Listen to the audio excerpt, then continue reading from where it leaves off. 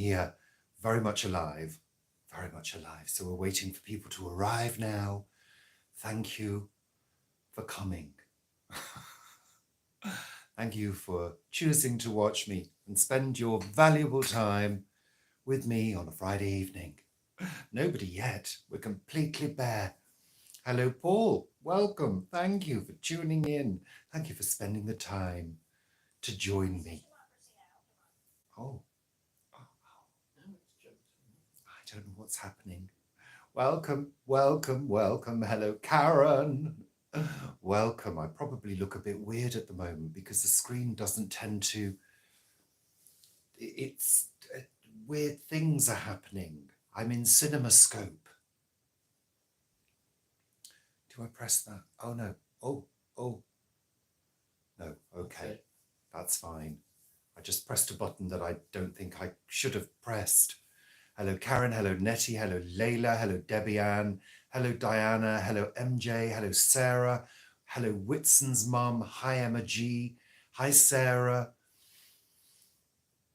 I'm frozen. Paul, am I frozen? No, it must be your end, Caroline. Hello, Ronnie. Hello, Maxine. Hello, Sally. Well, Maxine, we've been down your way. We have. More about that later. All good. It's very sunny here as well. In fact, it's been very, very pleasant few days. More about that in a moment. Good, Debbie Ann. Thank you very much for the confirmation. Hello, Dean. Welcome. Thank you for tuning in. It's very breezy here again. We seem to be getting a lot of windy weather, Paul, don't we? Yes, we do. Oh, good. Good, Caroline. I'm glad everything's okay at your end. So I do hope you're all good this Friday evening. And of course, here in the UK, it is bank holiday weekend. Yay! Yay, which doesn't really mean much to us. It does to me. Wow, what does it... Do you work though, Paul? On a Monday, yes, I do all the ordering for her sake. Okay, well, I'll let you off this time, Paul. Good evening, Vivi. Well, more about that in a moment. Hello there, John. Yes, happy bank holiday weekend for all the people that have to normally work on a Monday, and now you've got the day off. How lovely. How lovely. Sarah, it's your show at Proud Pack tomorrow. You're nervous and excited at the same time, 24 hours away. What are you going to be doing, Sarah? Hello there, Sam. Tell us what you're going to be doing. It's normal to be nervous for any event. I remember when I used to be a trainer and I'd maybe be doing a presentation or a training course for about 40 to 60 people. It's always a little bit nerve-wracking, and Vivi will know this, having been an actor. It's normal to feel nerves. It's good, you know, it gives you a little bit of adrenaline and that push to get going. Hi, Anna. Hi. Oh, yeah. I'm not repeating myself. Okay. Yeah, so we have just been away for a few days. Can you guess who we visited? Can you guess? Yeah, I mean, I didn't get terribly nervous. I mean, I'm not the kind of person that used to vomit before going on, and I know some people do. But, you know, just that little tingle of nerves. And once you get going, you're all right, because you know exactly what you're doing, because usually you've done some kind of rehearsal, which is why we have rehearsals. I didn't need to stock up on Vivi Balm. I've got plenty. Have I got a suntan? I tell you, I've got one burnt hand. My hand there is just burnt. And I'm glad that I wore my hat, because I probably would have been like a lobster, because it's been so gorgeous. Hi there, Tony. Yeah, you are correct. We visited Vivi down in Dorset. Beautiful, beautiful Dorset. Swanage, and it's the first time I've ever been to Swanage. Paul has been as a child, and of course Swanage is well known to Vivi because it's in her family history, you know. So Sarah, it's a mixture of adapted dance, a funny play and solos. You're doing Makaton, lovely, to Yellow by Coldplay, and you're the first act after the opening. Oh, that's a good slot to be in. I'm sure it's going to be fantastic, because if it was anything to go by from your last performance that you shared with us on Planet Vegetaria, I think you're going to be fantastic. So break a leg, as they say. Yeah, everybody's rooting for you. Hello there, Mark. Yes, we're both very well. We travelled down on Wednesday morning to Dorset to visit Vivi, and we have literally just got back. Well, not just, we got back an hour ago, so we're fresh off the motorway, and I tell you, the difference in feeling between somewhere like Swanage and our little corner of London is dramatic. I mean, it's so frantic in this area at the moment. You've got the building site next door. A car nearly drove into ours that was going at full pelt down a local road, which was a bit of a whoa. People everywhere, people crossing randomly, cars galore, just busyness, frantic busyness. So it's a culture shock coming back home. But within 5 minutes, you're like, oh, well, yeah, it's London. We're used to it. We've been here for, God, how many years have we been in London? How many? 1984? No, it was 86 when I moved to London. 86? Yeah. 86. How long is it? 1986 away. How many years is that? I can't do At maths. least 10. Oh, shut up. Come on, Paul. It's 39. 39, nearly 40 years in London. Give or take a couple of years when I kind of moved around and did other things. So, yeah. So it was so good to see Vivi, and we had a lovely time. We were very well looked after, and we went on a couple of good, really good hikes, which were, you know, really good walks. The sun beating down, the beautiful scenery. And of course, what will happen now is in the next couple of days, you're going to get a stream of photography on our Facebook and our Facebook group and our Instagram, because it's a photographer's paradise. There are so many things to photograph, so many fantastic views with gorgeous light. And it's quite interesting because we've done the journey down that way a number of times. We used to get the ferry from Weymouth to Guernsey. We've done that a good few times. So that's a similar route. And also, of course, when we used to fly to Guernsey, we used to fly from Southampton. So we're familiar with a certain point in the journey when the light changes to coastal light. It's very different from inland light because you've got a lot of light bouncing off the ocean at a different spectrum. So there's a glow about those places. Obviously, when it's very grey, it's different. However, you've got the greyness of the sky, and we had this on one of the days, with the blue-green sea, and of course the green of the scenery, and just gorgeous, just gorgeous. Debbie Ann, did I film anything? Of course I did. You've got some treats coming up. There will be some video clips of all three of us together. There's going to be some video clips of our journey coming home, and also the scenery, the sea. Yeah, so I have taken a good few clips, so there's some treats coming up. I just want to see if I've missed any of the comments. Hi, Rebecca. Hi, Judy. Hi, Jeanette. Yes, Maxine, 39, my age.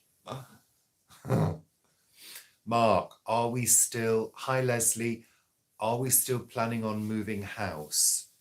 Well, not at the moment. We've still got a few jobs to get done around the house. Yeah, I'm not saying it's off the cards, but we'll let you know when we make any decisions. Swanage is beautiful. I'm not saying it's a possibility, but it could be a possibility. We don't really know where at all. We've not really thought about location. There was talk of Wales at one point, as you all know. I love Wales. I really do. I love mountains. I love hilly places. But of course, we've discovered that Swanage is a hilly place. I'm from Macclesfield in Cheshire, which is very hilly. It's on the edge of the Peak District. So I grew up with steep hills and, you know, having to walk or drive up steep hills in inclement weather, having to learn to cope with things like that. So hilliness, I think, is in my blood. But no, I was going to say it depends on several things, but it just depends on us getting our act together and sorting it out, you know. We've been through the process once, and actually we could have sold at the end of that process twice, but we chose not to. It's a, you know, the whole thing is a very tiring process and a stressful process. But the good thing is most of our junk is already cleared away. It's done. And the remainder of stuff that we've got is actually boxed up in all of our cupboards. So we've got a cupboard in the bedroom, and that's filled with boxes, everything packed. And we've got a cupboard down here that's got a few boxes in as well. And in the attic room, there is an under eave storage area that's full of boxes, well packed, neatly stacked boxes. So in some respects, we're kind of ready, you know, because everything we've got is what you see that is out, you know. But I think we could probably do with another round of getting rid of stuff. Sorry, just want to... Anna, you're going to love the pictures. Vivi, you're going to love the pictures, I know. I can't wait to share them with you. Yeah, MJ, we've just gone over 8,000 subscribers. That has been the longest slog ever. Not sure why, because we think we've got a great channel, frankly. Well, you never know, Vivi. We're open to all of the possibilities. Did we do Cardiac Hill? Cardiac Hill! Cardiac Hill! Yes, we did. We did it several times. And there are several cardiac hills. And boy, it's a workout. But it's good. It's a good workout. You just got to take it at a good pace, keep the pace up, and just go for it. Really enjoyable, actually. And, you know, hills mean you're going to get good views. And boy, some of the views, you're going to love it. You're going to love it. We love Wales too, Debbie Ann. We really do.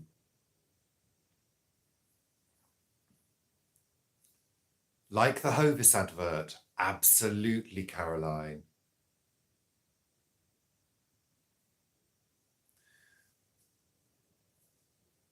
We hope.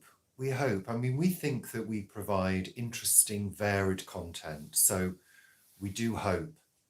108 steps in Macclesfield. That's right, Dean. Absolutely. Although I've never done the 108 steps.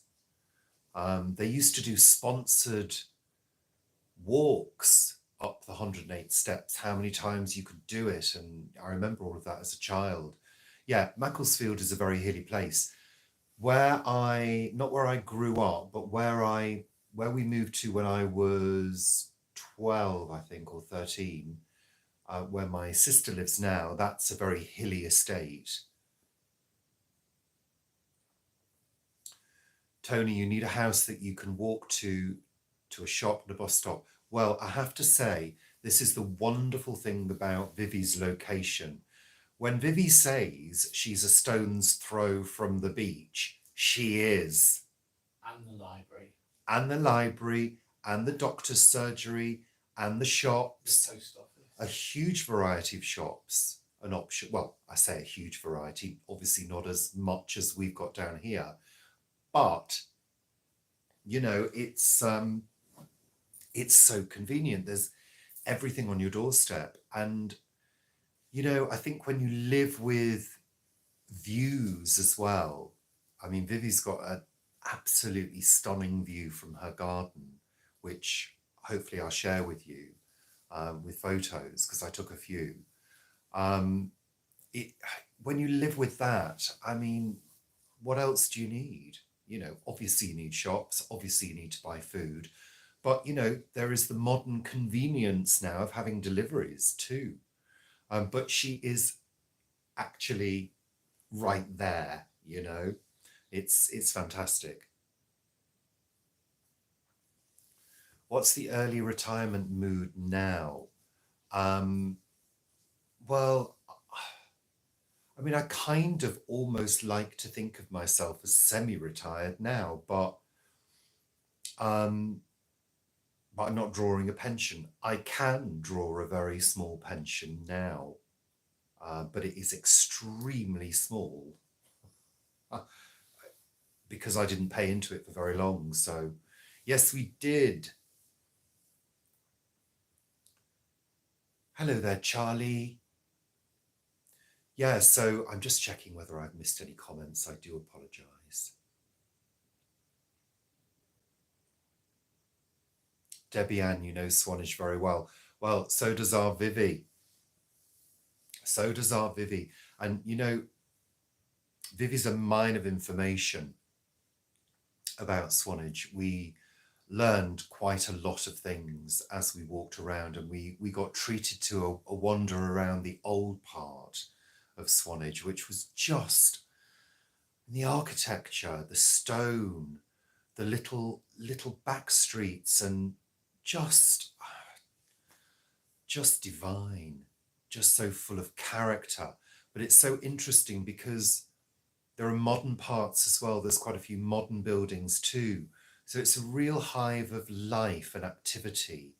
And we were talking about this. We were saying about the Cotswolds and how very often the Cotswolds, although it's beautiful, it kind of almost looks like a living museum because it's kind of tightly controlled in terms of development. So you very rarely see in some of those tiny Cotswold villages, you rarely see anything modern. In fact, I don't think you do. I've been to a number of Cotswold villages. In fact, I went on holiday there many, many years ago. And yeah, it is like a museum. And I guess that's why it has so many tourists. But obviously at Swanage, we were there midweek, so it didn't seem too touristy midweek. But yeah, we had a thoroughly lovely, lovely time. Charlie, the garden. So I cast an eye over the garden when I got back because I did some work at the beginning of the week, just a little tidy up. Yeah, it's kind of looking quite good. We're going to need some tree work in the autumn because some of our trees get really big, especially the eucalyptus, which is simply out of control. So we'll have to have that shaped and lopped part way. Eucalyptus love being lopped. They grow back in an instant, it seems. So yeah, I'm pleased with the garden. It's exactly what we enjoy, which is a nice green view which blocks out all of the other houses and their monstrous extensions, frankly. It's such a shame because this is a real Victorian area. The majority of the houses are Victorian and they have such a lot of character, but now they just look like houses that have had boxes shoved on the back, including ours. You know, we have an extension on ours, but it was done quite a long time ago, so it wasn't too big. Hi there, Carla. Yeah, I love the eucalyptus. I love the way it shimmers in the light. I love the noise that it makes. The birds love the eucalyptus in. Yeah, I mean, we believe in maintaining a habitat for any of the wildlife that wants to come in. Unfortunately, these days we don't get as many birds as we used to because our garden has become the local litter tray for the cats. So we have about 5 or 6 cats that visit the garden, all very sweet. We love cats and we would never do anything to harm them, but they can be a nuisance. For example, I asked Paul if he could bring any plants, spare plants that he had, to fill a few gaps in the garden at the beginning of the week. And I planted about 5 or 6 new plants, which you'll probably see in a week's time in my vlog. And 5 minutes later, there's a cat out there digging a poo hole by one of my new plants, you know, so it can be a bit, I don't know, a bit annoying really, a bit demotivating when you see that. Thank you, Vivi. We think it's a sanctuary as well, and it's that green view, and I love looking out of the kitchen window and the dining room window at that, just a mass of different shades of green, especially on a breezy day when it's all moving and it's mesmerizing to watch. We love that. And, you know, I look down the hill, because we're on a hill. I look down the hill, nothing like Cardiac Hill, and I see the other gardens with their plastic grass and their meagre planting and being completely overlooked by other houses. And I just think, you know, just grow some more, grow some more.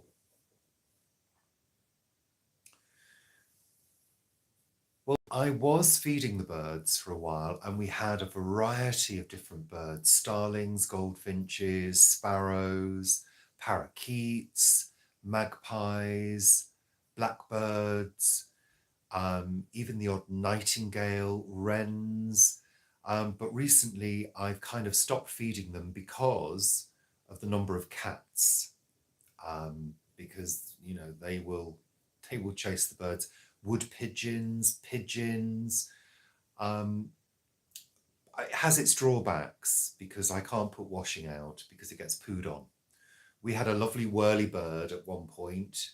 I put washing out and have to wash it again, which is, you know, not something that I enjoy doing.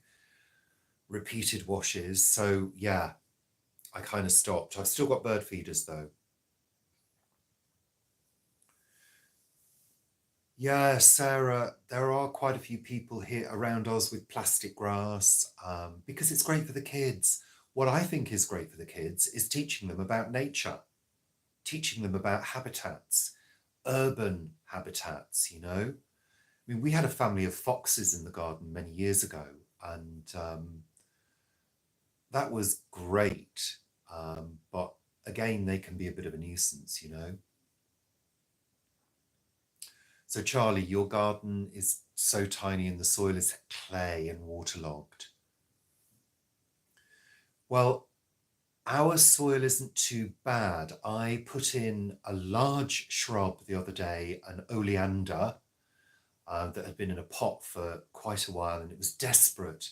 It took me a while to get it out. In fact, it was on the vlog that I released on Wednesday, and it took me a while to get it out of the pot, and I managed to dig a large hole. The problem with London gardens is all the pottery, glass and rubble that you find when you're digging up. That can be a nuisance, but it's not too heavy because over the years I have spread manure and let it rot down. I think at one point I did a bark dressing that rotted down. I do try to water the garden as much as possible as well, although the cost of that is going up. No longer will I leave a sprinkler on for half an hour. We have a wild area right at the back, which just manages itself. I do have a pot graveyard at the moment, which isn't broken pots, it's all intact. That needs to be sorted, and I need to get rid of some of those pots as well. Yeah, AstroTurf, yeah, I don't get it. I really don't get it. I've never got it. I get people with very tiny gardens, with maybe very limited space, having a little patch of plastic grass maybe to put their pots on, or a balcony if they want a sort of green colour reflecting. But you've got to think of the fact that once that's knackered, it's got to be recycled. And a lot of that grass cannot be recycled, so it's going to end up in landfill. You know, we've got to try and stop putting things in the ground, which are eventually going to leach all their chemicals into the groundwater, you know. You're in Worcestershire. Okay. Just checking the comments. You're looking after your sister and her man's cat. Oh yeah, we've just been looking after our friend's cat. Well, Paul has. It's a big responsibility looking after animals.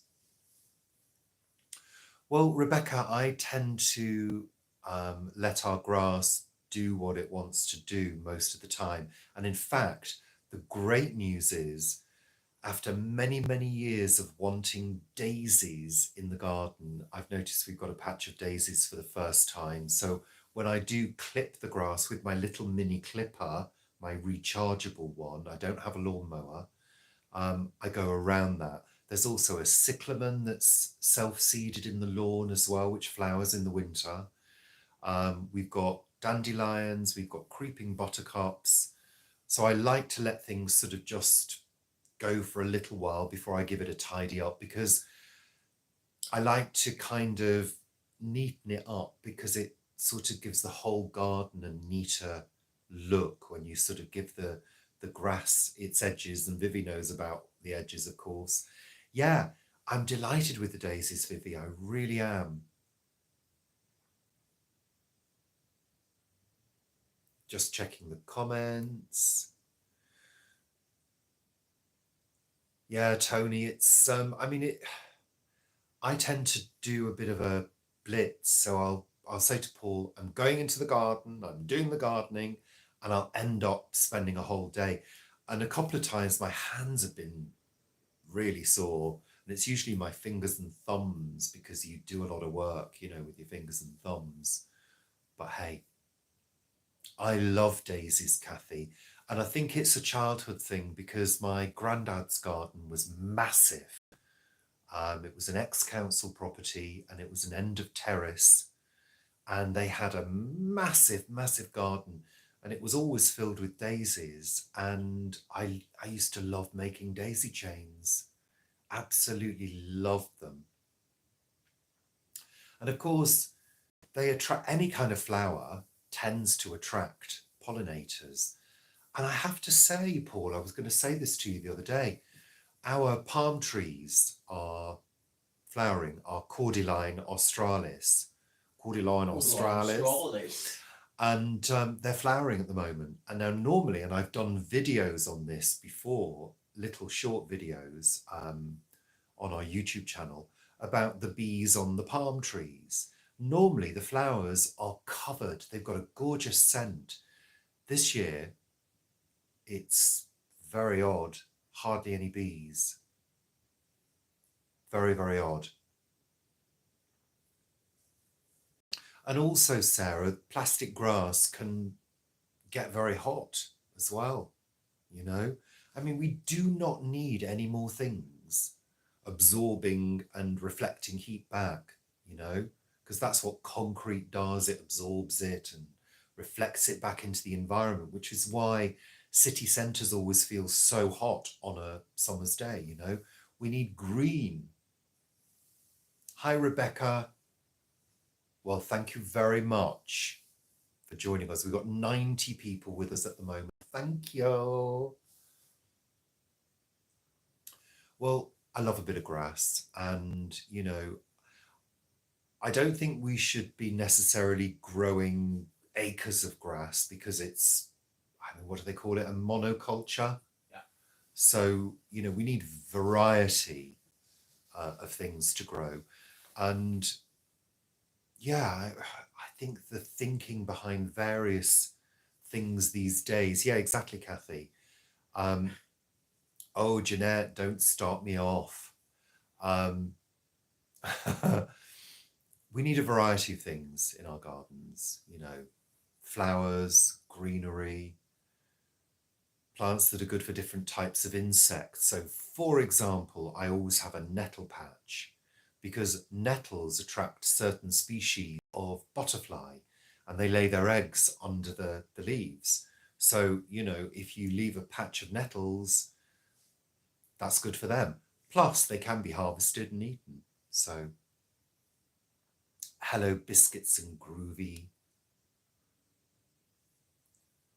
They bury plastic in the clay walls, Sally. Very bizarre. Okay, do you know why?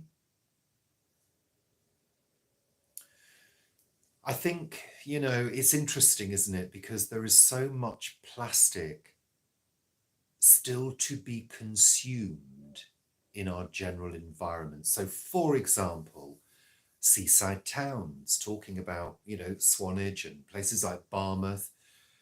I've often thought you've got all these shops and they sell all this plastic stuff for the seaside market. And I think, you know, you've probably got a stock room filled with that, and you've probably got suppliers filled with stock rooms full of buckets and spades and windmills and stuff like that. Where does this end up? This is a bird scaring windmill. It's one of Paul's. I put it together the other day. Where does this all end up if it can't be recycled? Where does it end up, Paul? Yes, I know. You know, it ends up in the ground. And this will take years to break down. And when it does break down, the chemicals will be absorbed into the ground. So why couldn't you have bought wooden ones? Because they don't make them Or paper ones? outside. Well, you never know. Might be strong paper. But you see my point, you know? Well, I've heard, Sally, I've heard of buildings being made with plastic bottles. I've seen that, where they construct the wall using plastic bottles. I mean, the thing is, if something can be reused for a purpose that is beneficial and not causing harm to the environment, great, you know? I mean, they use all sorts of different types of plastic shredded for road surfaces, stuff like that, you know?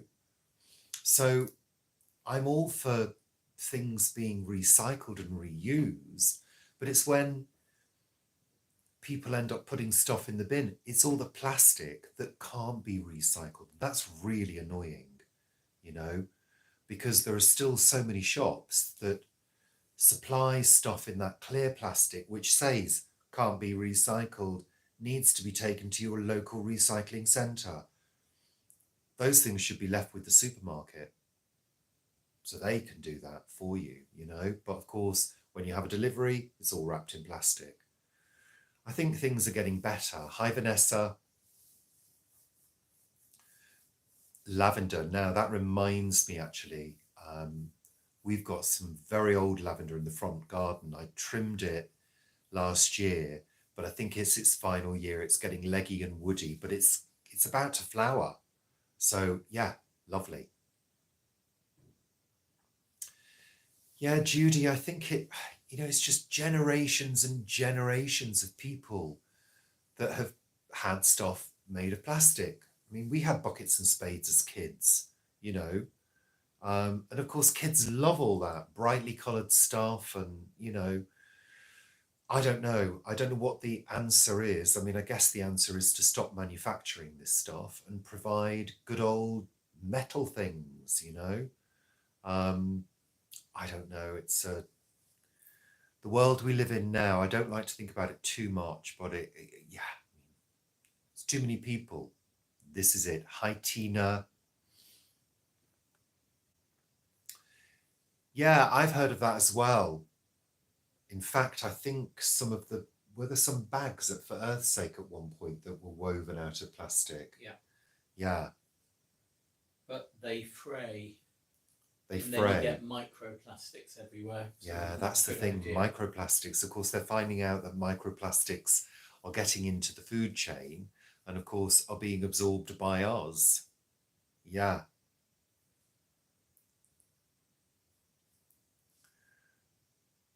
Yeah, Jacko, I know it is a disposable world, but we need to try and reverse that thinking, you know? Yeah, that's good, Vivi.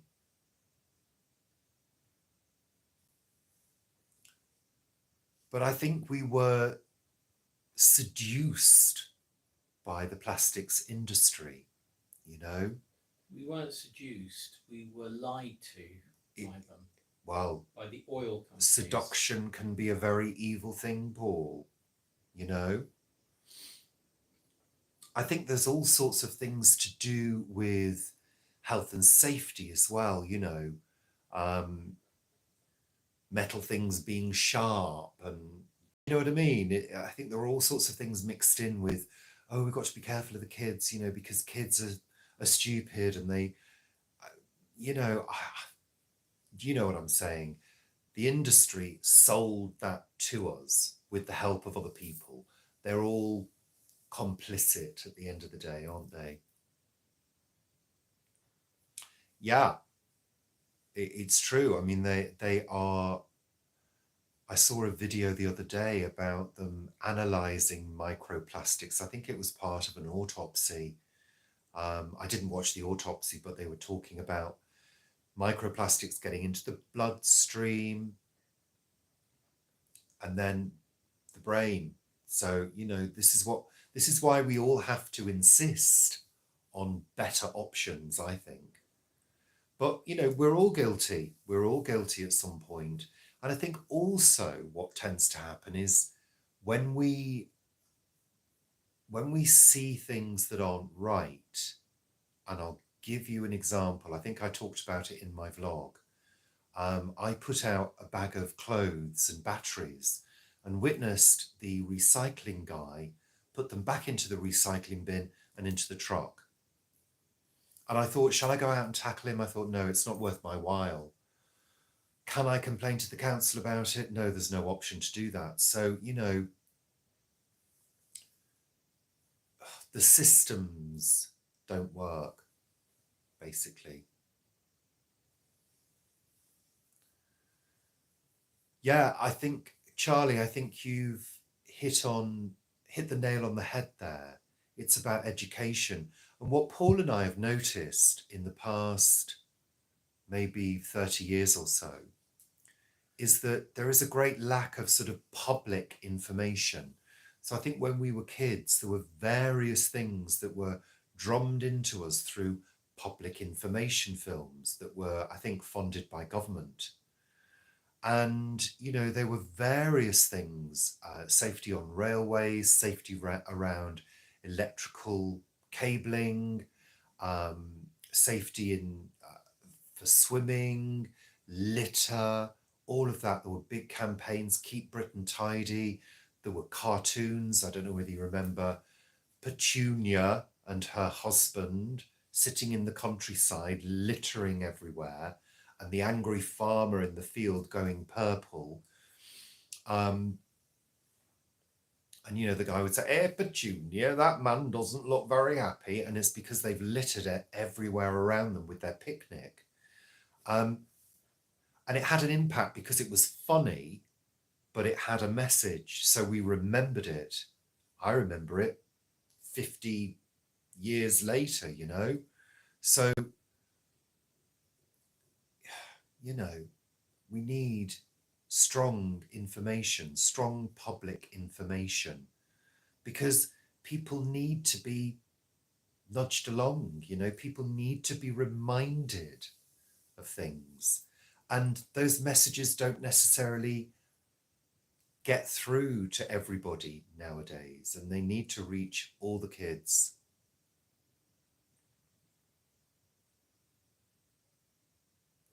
Just catching up. Oh yeah, Dean. Gosh, yes. I remember. Yeah, absolutely. I also remember we had a pop van that used to come round, and then I think they'd take back the empties and you get some money. But yes, going Corona and going to the shop to take your bottle back to get your 2p or whatever. And then of course you could spend your 2p on some sweets. Yeah, get a couple of chews for 2p. Just catching up on the comments.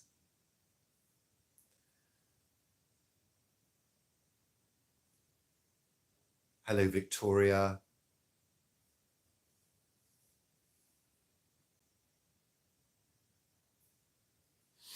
Yeah, Kathy, I mean, there were so many of them, weren't there? And I mean, I think the problem is that a huge sector of politics will refer to this as the nanny state, you know. We don't need to be a nanny state. We don't need to be nannying people, but clearly we do, you know. And I don't think it would do any harm, you know. If it's done early enough, I think the message hits home. We were constantly told about litter, and I wouldn't dream of dropping a piece of litter, you know, not in my wildest dream. You put it in your pocket and you take it home.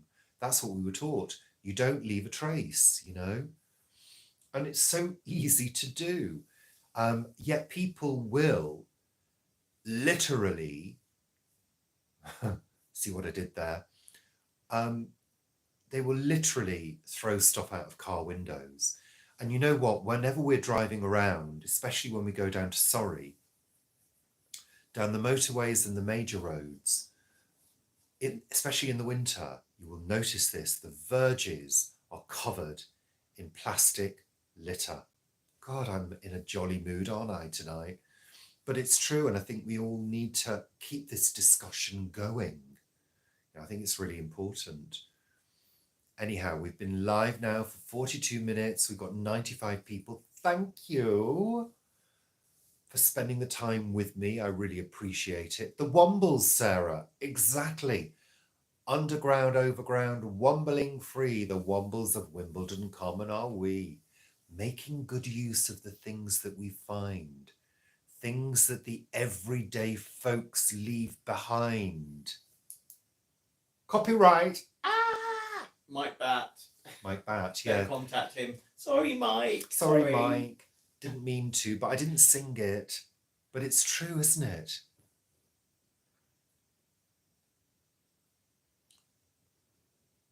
Hi there, Sally. Ronnie, you're part of the Wombles group. I remember going to see the Wombles when I was a child at the Rex Cinema in Wilmslow. Well, the Rex stage and cinema. It was a dual purpose venue. And who produced that? Bill Kenwright. Yeah. Who I worked for. Who Paul worked for. I must have been 6 or 7, something like that. I remember I didn't really enjoy it. I think it was a little bit too loud and there was a lot of people and it was all very, yeah, a bit overwhelming, I remember. But yes, the Wombles. And my sisters had Womble toys and I didn't. Did I? Or did I? I can't remember. Hey ho. Just going through. Poo bags, Glynis, poo bags, yeah, and the people that you see not picking up. We do love a good moan, don't we? Richard's Friday moan. Maybe I should rename it. Just checking through. Good, that's good to hear, Judy. Next time we go south, try Willow Restaurant. Okay, where's that then, Jeanette? Yeah, we're going to have a pasta tonight. Sorry, did I miss a comment? Just scrolling back. Sorry, everybody. I do apologise. Just making sure I haven't missed anything. Well, Jacko, I'm glad to hear that, but it mustn't be getting through. And I think education, it's like training. When I was a trainer, I used to make a point of repeating things, not in a very obvious way, but repeating things around 6 times during a session. So you would say something, then you'd say it in a different way, and then you'd say it in a different way again, and then you'd maybe just pop it in again, and then again, not in a row, but spread out, and then it tends to go in, you know? Yeah. Clearly, the message isn't getting through. Look, I'm not having a go at any parents, but I think sometimes the parents need to pick it up. What, Paul? I am. You are? Because you're horrible, Paul. Yeah. Yeah. But I think, hi there, Mary. I think parents need to reinforce these messages, you know?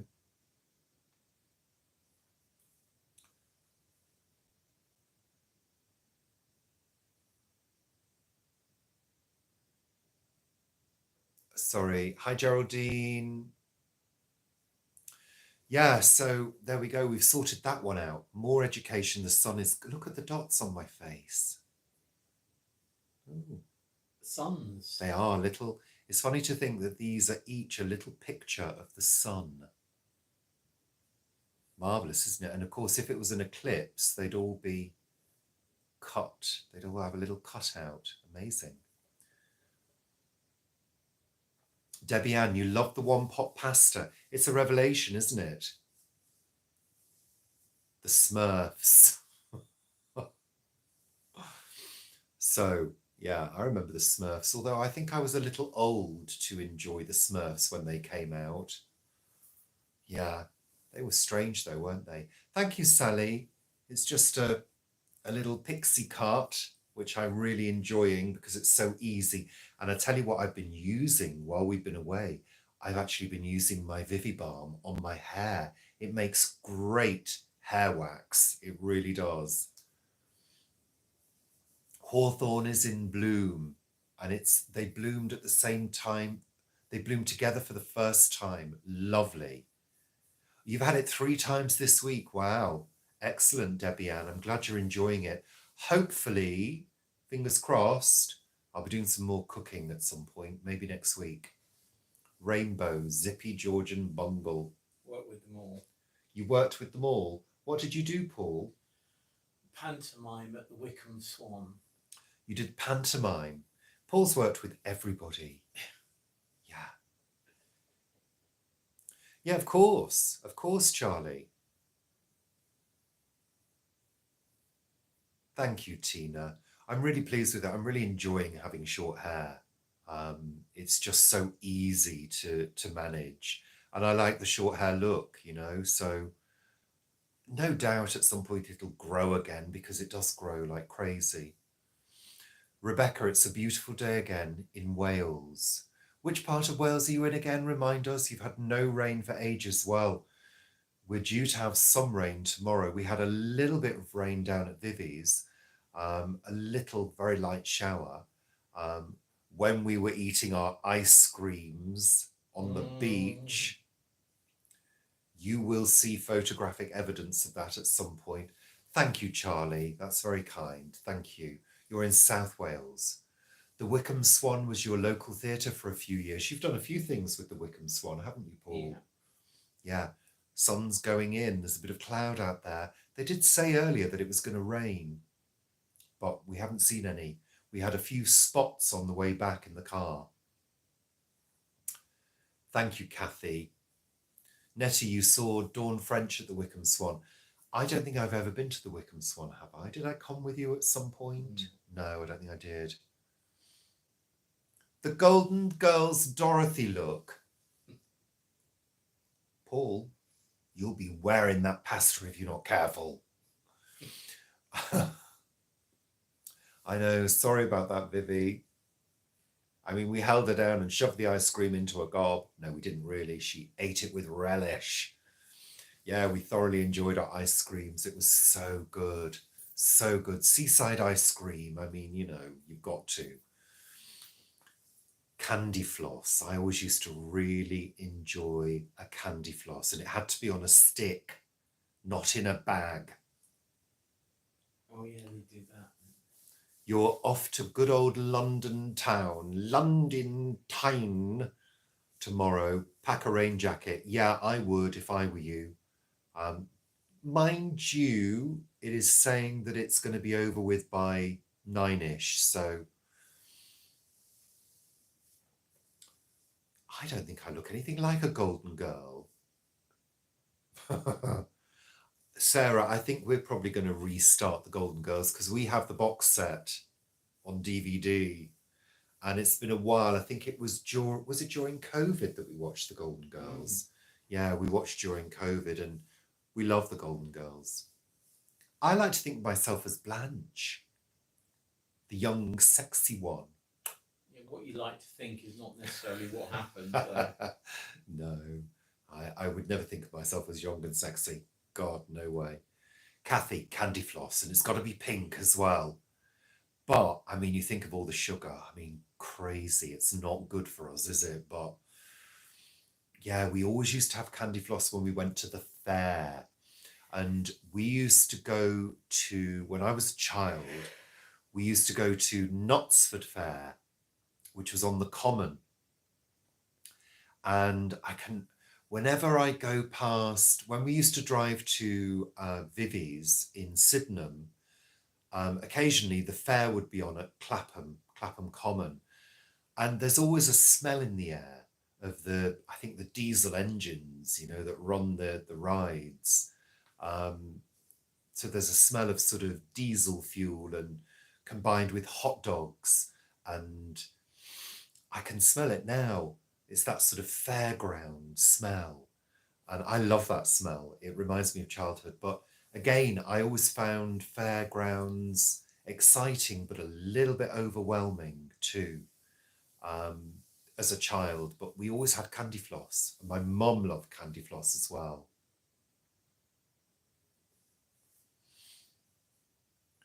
Your YouTube algorithm threw up Mr. Big last week. You never heard of it, with young prunella scales. I don't think I've ever heard of Mr. Big either.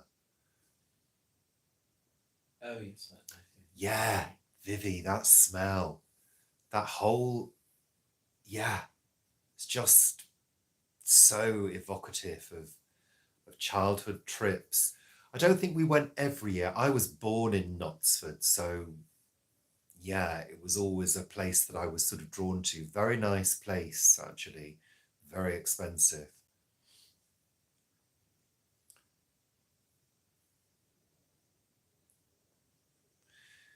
It's a very overwhelming place, a fairground, isn't it? You wouldn't catch me dead on a fairground now because, no, I don't trust it. And I'm not into things that whiz you around.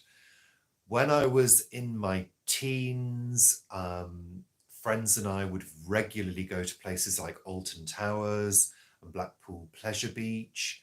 I loved roller coasters and big rides. Now, no, I think I'd have a heart attack on some of those rides. In fact, on the way home from Vivi's, we go down the M3, which borders Thorpe Park. Now, many, many years ago, we got some freebies for Thorpe Park, and we took, or did they have was it they that had freebies? Or did we? They had freebies, didn't they? And we took our niece and nephew, Sophie and Elliot, to Thorpe Park. We got there, we took ages to choose the first ride to get on. Ages, because it was all very overwhelming. And, we were frightened of losing them in the crowd and, because they were in our charge. And we finally chose this sort of quite smallish, sedate looking roller coaster. And we all got on and, you plonk your bags on the platform because you're going to end up in the same place as you go round. Plonked our bags on the platform. It got ready to go and it moved an inch. And then there was a massive power failure. Massive power failure. I said to the kids, right, get your stuff. That's it. We're going. We left very quickly before the rest of the crowds decided to leave. Apparently we did the right thing because it was out all day. Could we get a refund on our tickets? No, we couldn't. Crazy. So yeah, that was our last experience of going anywhere near a fun fair. Never again. I know, Caroline, exactly. Look at what happened at Alton Towers that time. The bearded lady at the fair. It was a shop dummy with a beard stuck on it. The waltzers. Oh my God, no. I remember going to something very similar to the waltzers. Was it called the Whip?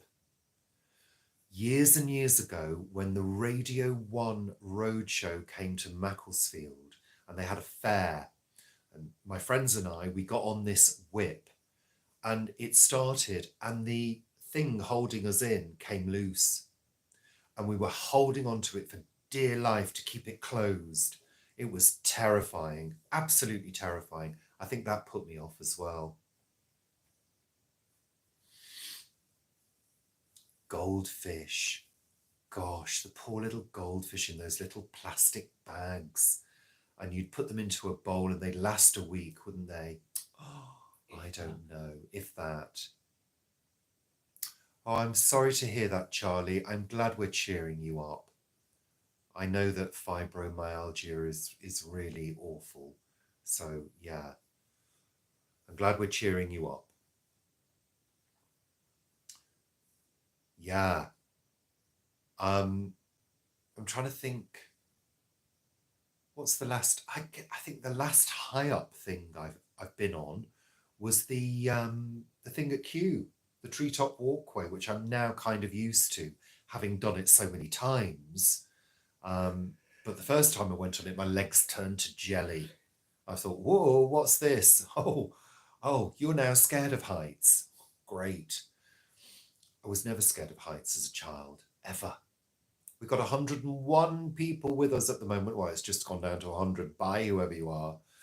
We've been live for 57 minutes. We'll go a little bit longer. Ooh, jelly. We had a nice jelly, didn't we, not so long ago? A vegan jelly. And it was really good. Really good. Just catching up on the comments. You like the fun fair in daytime. It's interesting, but a couple of times we've driven back from Vivi's in Sydenham. It's been at night and going past the fair, seeing all the lights. I love to see the lights. I really do.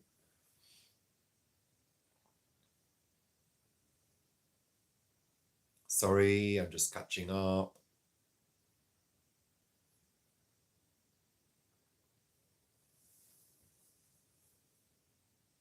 I think I missed something. I do apologise. Green tour, your goal, excellent. Well, yes, exactly. It depends on how you look after a goldfish. Yeah, I think we had ours in a bowl. And I remember my dad said you have to change the water, run the tap. And I was always scared that the goldfish would get caught up in the stream of water. But of course, they quite enjoy it. Sarah, you're scared of the dark. There's lots of people that are scared of the dark, aren't there? I think I'm only scared of the dark if I don't know where I am, and I don't know what's around me. I walk about in the dark here all the time, I think you kind of get used to it in your own environment, Dean, your great-grandparents met while working in a circus. Wow. She was a trapeze artist and he was the amazing tattooed man. Amazing. That's fantastic. Debbie Ann, you love watching me fold clothes. It's amazing what people will watch. Well, I had to do a clear out of that cupboard. I really did, because it was getting really messy, especially Paul's drawers. My drawers are always messy. He just grabs things out and chucks them back in. I like to sort of fold things. God, Paul, honestly. Well, I'm glad these goldfish stories came out well. That's good. I'm just having a little look. In the US, they have corn roasted in the husk when you buy it. They open it and dunk it in a vat of melted butter. Goodness me. Woohoo. Do I use thinning scissors, Vanessa? No, I don't. I don't need texture. That's the thing. My hair is full of texture because it's very grey, so it's quite dry, and has always been quite dry and frizzy. So it soaks up anything I put on. I mean, it's got loads of Vivi Balm on it, but it still feels dry. So I use clippers, and this was a number 12 all over and a number 10 at the sides. So it still leaves a good amount of hair, so I can play with it a little bit and shape it. Hi, Nancy.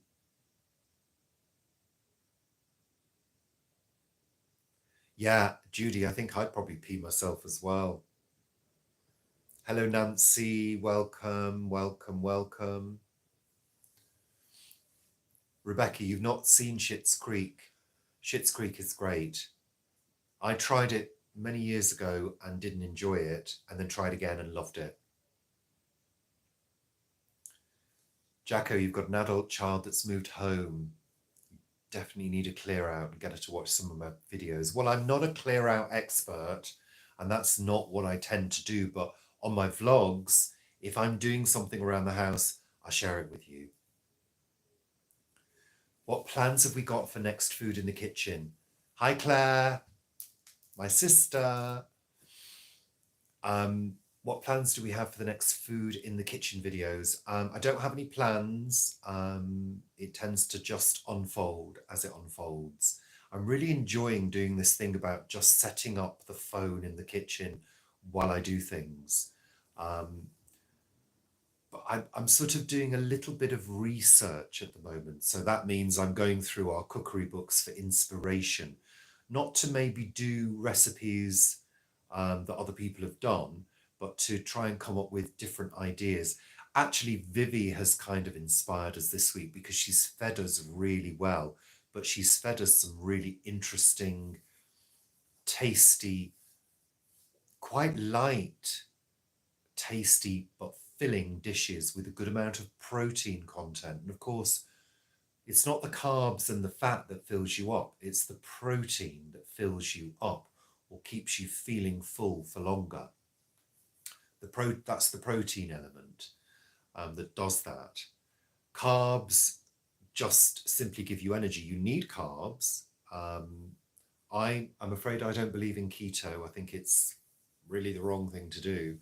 But keeping carbs under control is a good thing because actually you balance your energy for longer, but it's the protein that makes you feel fuller.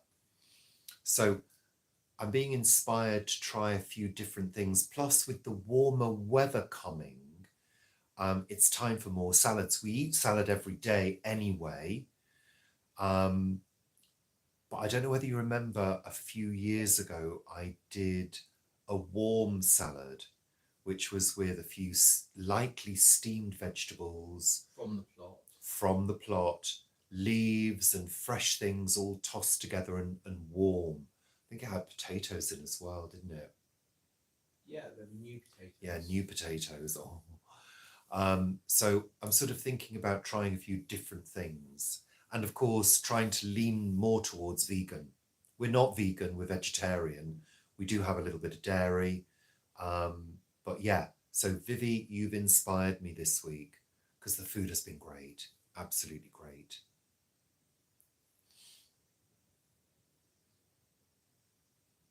Yes, this is my little sis, Claire.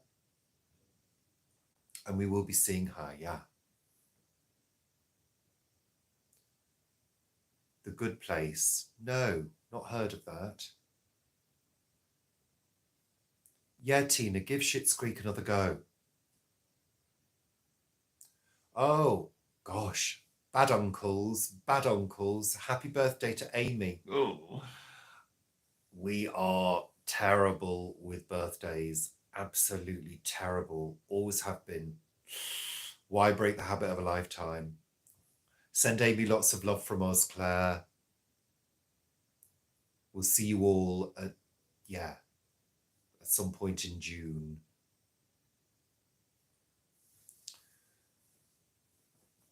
I have two sisters, Debbie Ann. I'm the older brother, the bad influence older brother.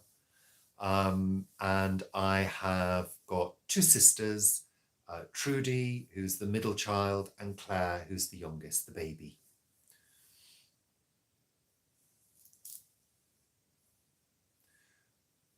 Well, you know, I've always tried to be a good older brother. I was probably good when I was younger. I tried to look after them, but then, of course, you just don't want to play with them anymore. I remember me and my friend Catherine, who was the next door neighbour, we were more of a similar age, and my sisters are a few years younger than me. We used to run off from them and get told off.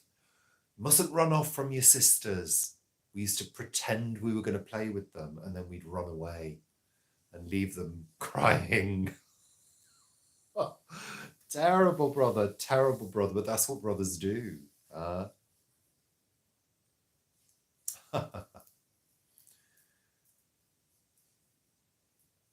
Well, we've always tried to be good uncles, but we live quite far away, so you know. But my niece Sophie comes down regularly. Sophie Stock Art. She's an artist. She does animal portraits. She does different types of portraits, very, very detailed portraits, photorealistic, and also does quirky sketches as well. So you'll find her online very, very easily. Yes, Claire, I do remember the cut glass crystal. It was a bonbon dish, an antique bonbon dish that that we were throwing across the room on the carpet, and unfortunately it was Claire's turn and it broke. My mother went absolutely up the wall. And you know, I think of that bonbon dish quite regularly, Claire, because we have some lead crystal glass dishes in the windowsill. The one we had, the one we broke, had I think a brass rim on it, and I think a handle as well. Yeah. Yes, Crystal, Claire is the youngest. Yeah. Well, yeah, she didn't always get the blame. I remember getting the blame, but we were boisterous children, and I think we drove our mother absolutely up the wall because we did play together quite happily. We had some fun times, you know. We got some fond memories, you know.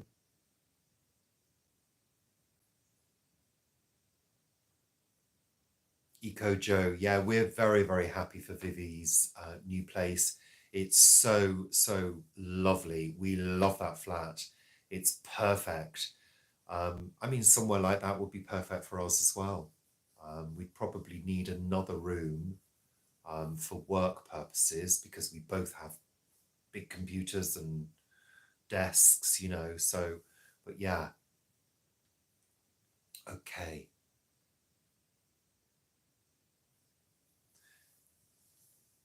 Yeah, I remember being sent to bed. This is my other sister, Trudy. Yeah, I remember being sent to bed without dinner a few times for doing a few naughty things. I remember being dragged inside for saying a very naughty swear word in the street. I must have been 10, and I clearly learnt it from somebody else. And yeah, I remember being dragged inside and probably being smacked, actually. We were smacked as children, yeah. So Trudy is Sophie's mum. We're all here. It is a family affair, yeah. We just need the nieces and nephews to join in now. But it's, yeah, we don't see each other often enough, but it's the way of things. Isn't that the way of things as life moves on? Life moves on, and before you know it, 20 years has elapsed. Hello there, Thomas. I'm very well, thank you. Yeah, Sophie is an amazing artist. She works very hard, and her portraits are very special. Sophie Stock Art, very easy to find on Google. Yeah. How long is the drive down, Nancy, to Vivi's place? It's 3 hours, just short of 3 hours, depending on traffic. And actually, it's a fairly easy drive. We now know it. The only reason we do use our sat-nav is warnings of traffic or accidents. And what the sat-nav obviously will do is reroute you if necessary. Which it did on the way back. It made a suggestion, but I don't think we were actually rerouted, were we? No, we were. Were we? Yeah, because it was taking us off at Are working. you sure, Paul? Yeah. Good. So it's handy for that. But once you know a route and you've done it a couple of times, it's great. But the sat-nav is very handy for those warnings. Also warnings like police reported on the road. Or what was that other one? Congestion. And you get the option to say, is the congestion still there? So you can tell other drivers. You can contribute to that information, which is always useful.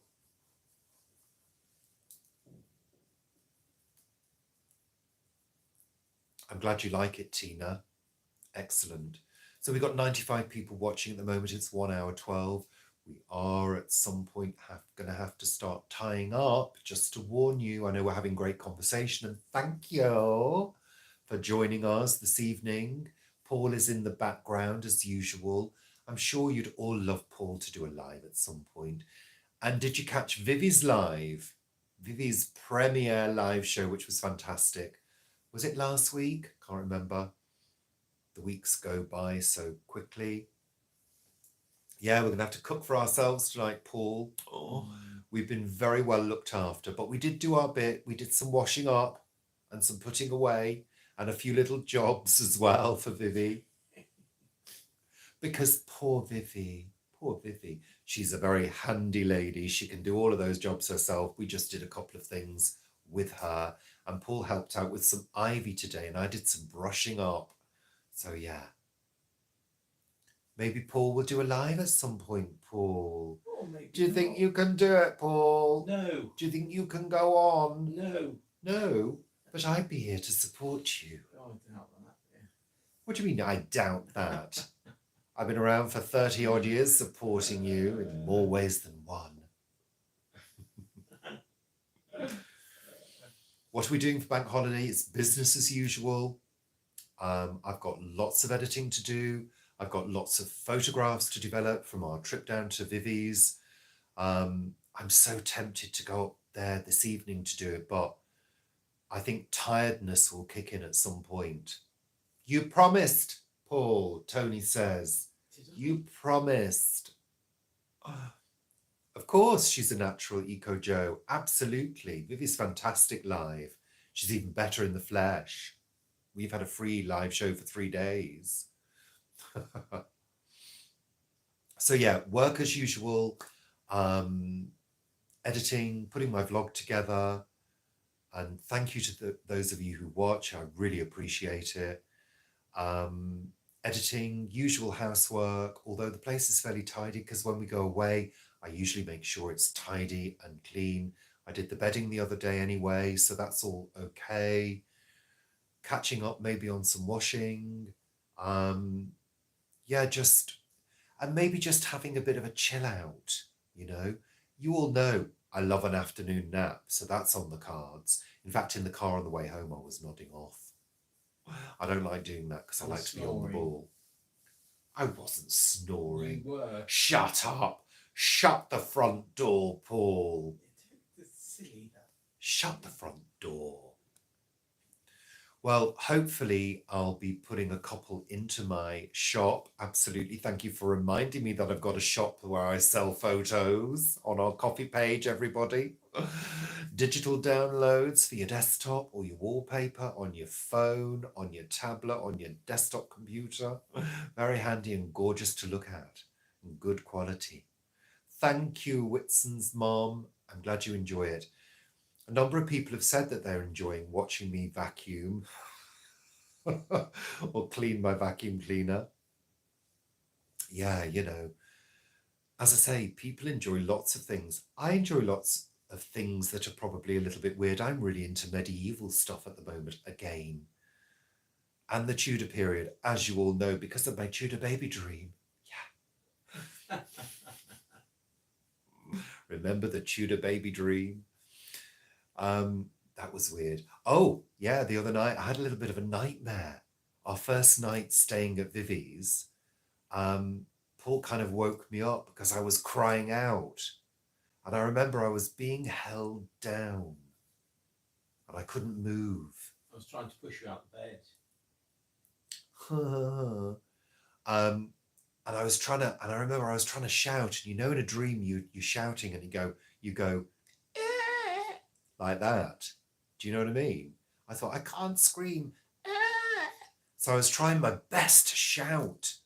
And Paul was like, Richard. Not had one of those for ages. Probably being in a strange bed in a different place, not knowing where you are. But when I woke up, I knew exactly where I was.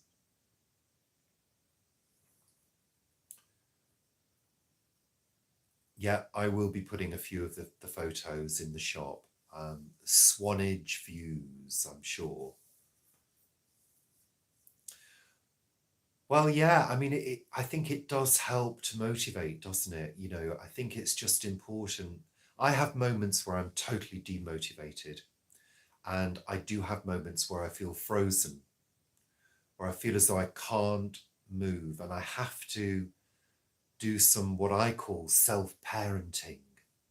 So I sort of do it, and self-coaching. So I'll give myself a sort of time limit to feel morose and unmotivated and acknowledge it. Yeah, you're feeling unmotivated, you don't want to do anything today. But there are things that would be good if you could do them. I try to avoid should or need, things like that. I avoid that kind of language. Sleep paralysis, Kathy. Probably it wasn't terrifying. It wasn't, I didn't see an old hag sat on me or anything, although I could have mistaken Paul for that. It's the archetypal old hag, isn't it? You know, sitting on the chest and weighing you down.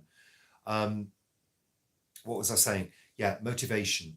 So what I do is I'm gentle with myself. I try to do some self-parenting and say, just have 5 minutes, you know, then maybe just do a little of something, maybe do some vacuuming. So for me, the key is dusting and vacuuming. That's my key to get going. Once I've started, try and stop me. But yeah, those moments when you feel frozen, you know. Oh, good, Jeanette. Excellent. Kenny, how is my music creation going? Well, it's very difficult because I regard the music creation as a bit of a luxury because it eats time.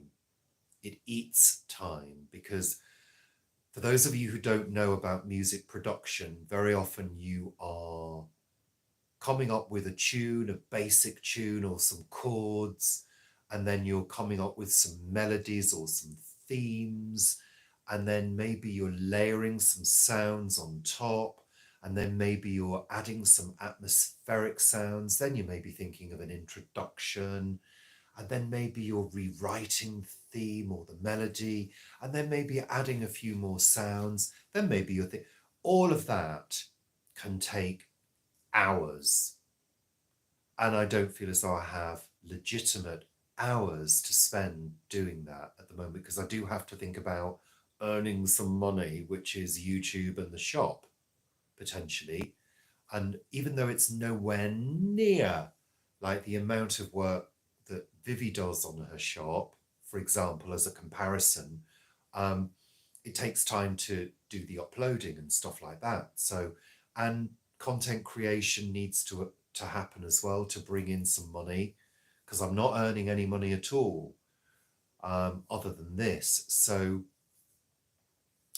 I tend to do instrumentals, Kenny. So I try to create little sort of moods, and feelings. I don't tend to write songs because I very often don't feel as though I've got anything to say, So yeah, it's not coming along, really, because I regard it as a luxury, but I really enjoy it. And it enables me to get into flow, and I enjoy the feeling of flow. And I don't always get the feeling of flow when I'm on the computer. So, I try to balance it, basically.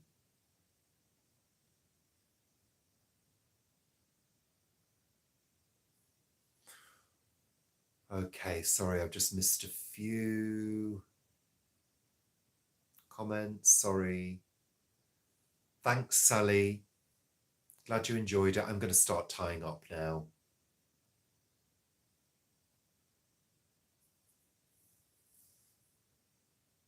Oh, I go crazy cleaning up when I know somebody's coming over.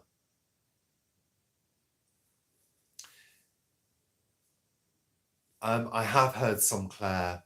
Sophie's played me a few. Love it. Absolutely love it. Yeah. So I do occasionally put clips of my music on YouTube videos, and they're usually little pieces that I maybe haven't finished. I've got thousands of pieces that I've never finished, and I do go over them, pick ones out and develop them a little bit more. And, I've learned over the years that actually it's for my pleasure that I'm doing it rather than other people's. So I try not to please other people. If other people enjoy them, then great. But I don't see myself releasing anything on general release. I'm not into that game. I've been there, done that. Okay, guys, so I'm going to start saying goodbye. Thank you so much. It's been a really good, lively show. We've talked about lots of different things, and I've really enjoyed it. But it's time to eat and have some food and settle down for the evening and watch some telly. Yeah, which is something we've not done for a few days now. Yeah. Thank you, Vivi. Thank you so much. I really appreciate that. Thank you, Claire. Thank you, Debbie Ann. Thank you, Sally. Thank you, everybody. So have a great weekend. Enjoy whatever you decide to do. And thank you for your support. I really appreciate it. It's lovely. It really is. Thank you very much. I'm going to say goodbye now. Oh, thank you, Dean. I appreciate that. If I've missed anybody, I apologise, but sometimes it's moving so quickly, it's really hard just to keep up, But, I'm very, very pleased to see you all here, and it's a pleasure. Thank you, Trudy. Bye for now, everybody. We'll see you for Sunday chat. Sunday chat! Oh, Paul. Bye, everybody. I'm going to click the button now. I'm putting the phone down first. I am. Missing you already. Bye for now. Thank you.